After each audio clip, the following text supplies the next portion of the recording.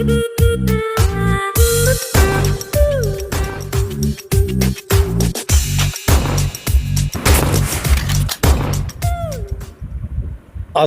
वालेकुम। Master concept में class first year complete preparation of MCQs 25 में से आज 6 वीडियो आपकी खिदमत में हाजिर है।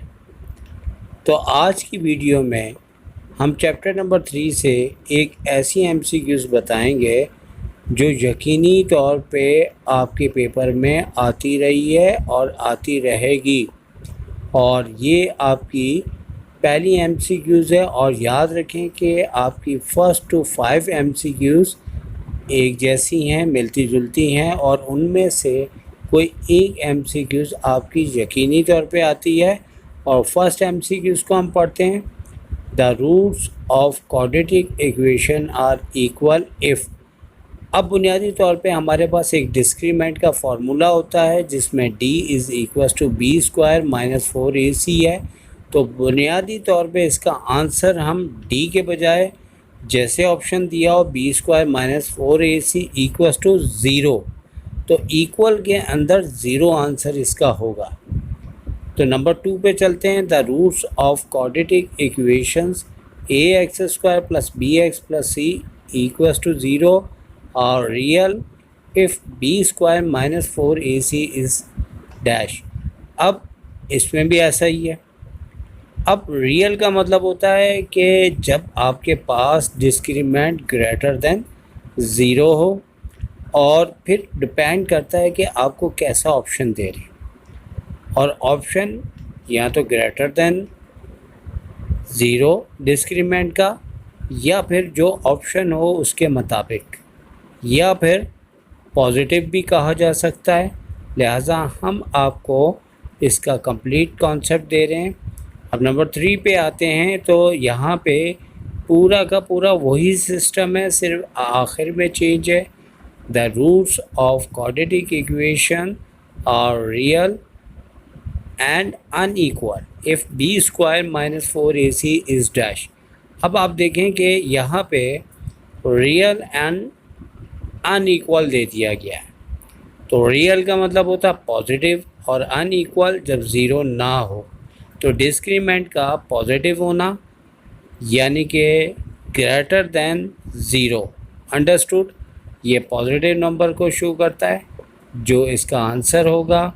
नंबर 4 भी जैसे कि बताया इसी से मुताल्लिक है। 5 बातें इसके अंदर बन सकती हैं जो आपकी खिदमत में पेश कर रहे हैं। यहाँ पे पूरी की पूरी MCQs वही है। अगर आप देखें तो क्या लिखा हुआ है, ax square plus bx plus c equals to 0 के बाद आपको r कॉम्प्लेक्स दिया हुआ है। तो रूट्स कौन से पूछ रहा है, कॉम्प्लेक्स, और वहाँ बी स्क्वायर माइनस 4ac के बारे में ही आपको बताना है। तो कॉम्प्लेक्स बुनियादी तौर पर लेस देन 0 होता है डिस्क्रीमेंट, या फिर नेगेटिव। ये डिपेंड करता है MCQs के अंदर कौन सा ऑप्शन दिया है। और इस तरीके से आज की लास्ट यानी कि 5 MCQs 1 to 5 जो कि एक जैसी है, वैसे हम कंटिन्यू आगे भी करेंगे। और यहाँ पे अब क्या कहता है कि यहाँ पे ax square plus bx plus c equals to 0 और परफेक्ट स्क्वायर, फिर आपको b स्क्वायर माइनस 4ac यानी डिस्क्रीमेंट के बारे में पूछता है। याद रखें कि जब आपका डिस्क्रीमेंट परफेक्ट स्क्वायर हो तो उस सूरत में इसका आंसर रैशनल होता है। अब हम बात करते हैं नंबर 6 पे, और यहाँ ट्रैक चेंज हो रहा है। 1 to 5 बिल्कुल एक जैसी थी। अब नंबर 6 में if 2 and 5 are the roots of quadratic equation then the equation is dash. बुनियादी तौर पे ये भी MCQs बहुत ज़्यादा पेपर में आ जाती है, और इसमें हमें इक्वेशन बनानी है और हम ज़बानी नहीं बता सकेंगे, आपको एक्सप्लेन करते हैं। हमारे पास एक इक्वेशन होती है जैसे कि आप देख सकते हैं, X square minus sum of the roots में हम दोनों रूट्स यानी कि 2 और 5 को ऐड कर देते हैं, और प्रोडक्ट ऑफ द रूट्स की जगह दोनों को मल्टीप्लाई कर देते हैं। तो हमारा आंसर आ जाएगा इस तरह से, x square minus 7x plus 10 और यही हमारा करेक्ट आंसर होगा, जैसे कि आपकी खिदमत में हम पेश कर रहे हैं। तो अब नंबर 7 पे आते हैं, और ये भी बहुत ज़्यादा आता है। हमने हर पॉइंट वही लिया है जो कि एग्ज़ाम में मोस्ट इम्पॉर्टेंट है। For the equation px² plus qx plus r equals to 0 the product of the roots is dash.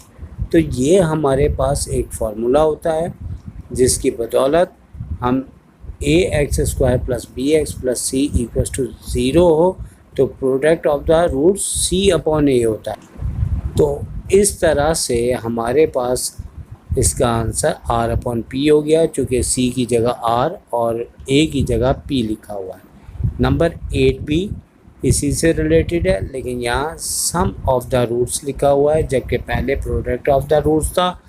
और सम ऑफ द रूट्स का आंसर हमारे पास स्टैंडर्ड इक्वेशन के लिहाज से माइनस बी अपॉन ए फार्मूला होता है, जैसे कि हम आपको बता रहे हैं। इस लिहाज से चूँकि b की जगह q और a की जगह p लिखा है, तो इसका आंसर क्या होना चाहिए, माइनस q अपॉन p।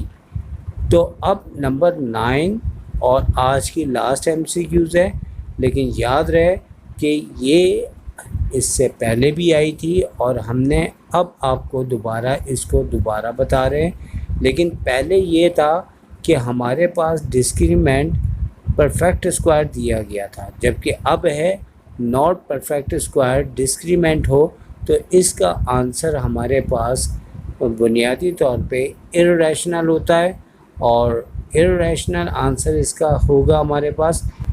तो उम्मीद है कि आज की तमाम MCQs आपको अच्छी समझ आई होंगी, और आज की MCQs में से एक या दो भी आपके पेपर्स में आ सकती हैं, तो आप इसे लाजमी समझें।